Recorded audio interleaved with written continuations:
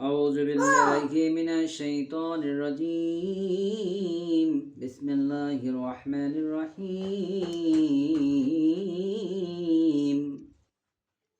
اللهم صل على محمد وعلى آل محمد كما صليت على إبراهيم وعلى آل إبراهيم إنك حميد مجيد اللهم بارك على محمد وعلى آل محمد كما باركت على إبراهيم وعلى آل إبراهيم إنك حميد مجيد। আমি সর্বপ্রথম সেই মহান আল্লাহ তাআলার দরবারে শুকরিয়া আদায় করতে চাই, যিনি আমাকে আপনাদের সামনে কিছু মূল্যবান কথা বলার তৌফিক দান করেছেন। আলহামদুলিল্লাহ, আলহামদুলিল্লাহ, আলহামদুলিল্লাহ। আমি আজকে যে বিষয়টি নিয়ে কথা বলবো অত্যন্ত গুরুত্বপূর্ণ এবং আপনারা সবাই মনোযোগী হয়ে কথাগুলো শুনবেন ইনশাআল্লাহ। আজকের বিষয়টা হচ্ছে আমরা মৃত্যু। আমাদের জীবনে অনেক পরিকল্পনা রয়েছে, অনেক প্ল্যানিং রয়েছে। আমরা বাড়ি করব, গাড়ি করব, নারী করব, জায়গা জমিন করব, সম্পত্তির পাহাড় গড়াবো, এটা থেকে ওটা করব, ওটা থেকে ওটা করব, বিভিন্ন রকম প্ল্যান প্রোগ্রাম আমাদের মাথায় সেটিং করা রয়েছে। কিন্তু আমরা তো এটা ভাবি না যে আমাদের মৃত্যুর প্ল্যানিংটা কোথায়, আমরা যে মারা যাব সেই প্ল্যানিংটা কোথায়। আপনারা এসেছেন, আল্লাহ পাক বলে দিয়েছেন পবিত্র কুরআনুল কারিমে, এটা তো বিশ্বাস করেন, কুল্লিন নাফসি যায়কাতুল মাউত, প্রত্যেকটা প্রাণীকে মৃত্যু স্বাদ গ্রহণ করতেই হবে, মিস নেই। পৃথিবীতে যত প্রাণী আছে, যত জীব জাতি আছে, যাদের প্রাণ আছে, তাদের প্রত্যেকে কি করতে হবে? মৃত্যু স্বাদ গ্রহণ করতেই হবে, মিস নেই। তা আমরা দুনিয়ার বুকে বেঁচে থাকতে যদি বিভিন্ন প্ল্যানিং লাগে, বিভিন্ন সম্পদ লাগে, জীবন অর্থ লাগে, তাহলে এই আখিরাতের ময়দানে যেখানে যারা সারা জিন্দেগি ভর থাকবেন, সেইখানে তো আপনাদের সয় সম্পত্তি লাগবে, অবশ্যই লাগবে। তাহলে ওইখানকার সম্পত্তিটার কি দরকার, কি রকম সম্পত্তি দরকার? দুনিয়ার বুকে লাগে টাকা পয়সা, জায়গা জমিন, আর আখিরাতের ময়দানে কি সম্পত্তি মানে কোন অর্থ দিয়ে আপনারা সম্পত্তি ক্রয় করবেন সেই আখিরাতের ময়দানে? তো আখিরাতের ময়দানে সম্পত্তি হচ্ছে ঈমান, আমল, পার্থিব সম্পত্তি, স্নেহ, ভালো, মমতা, ভালোবাসা।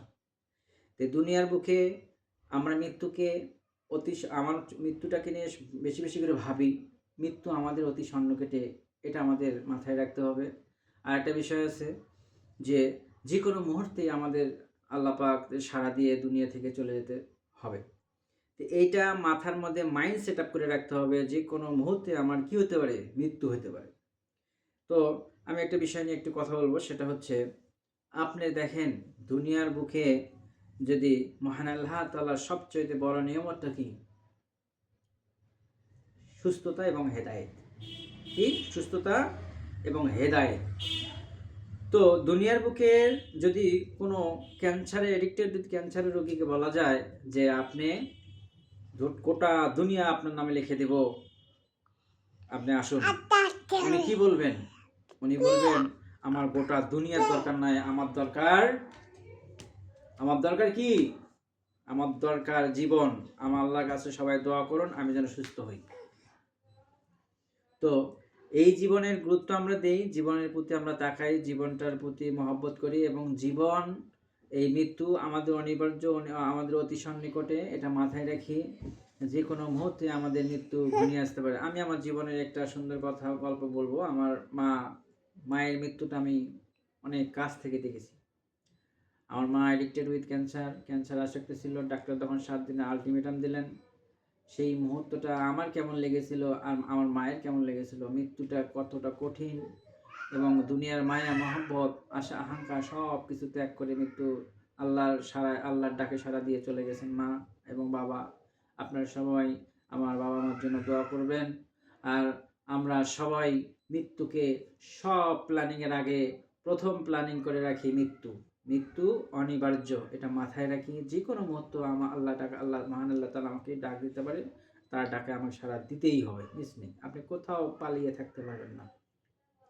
এই জন্য দুনিয়ার প্ল্যানিংটাকে কমায় দেই, দুনিয়ার চাহিদাটাকে কমায় দিই, মৃত্যুর প্ল্যানিংটা বেশি বেশি করে মাইন্ড সেট আপ করে রাখি। মহান আল্লাহ তাআলা আমাদের সবাইকে মৃত্যুর প্ল্যানিংটা বেশি বেশি করে, মৃত্যু অতি সন্নিকটে, এটা মাথায় মাইন্ড সেট আপ করে রাখতে পারি। আল্লাহ তাআলা যেন আমাদের সবাইকে এই তৌফিক দান করেন, এবং পাশাপাশি আল্লাহ তাআলা আমাদের সব মৃত্যুকে যেন আমাদের শহীদ মৃত্যু দান করেন। এবং আমাদের নবীজির আদেশে আদেশিত হই এবং মৃত্যু যেন আমাদের ইমানের সহিত মৃত্যু হয় সেই জন্য আমরা মহান আল্লাহ তাআলার কাছে আমরা সবাই একে অপরের জন্য দোয়া করবো ইনশাআল্লাহ। আমার এই কথার মাঝে কোনো ত্রুটি থাকলে অবশ্যই আমাকে মাফ করবেন ইনশাআল্লাহ। আসসালামু আলাইকুম ওয়া রাহমাতুল্লাহি ওয়া বারাকাতুহু।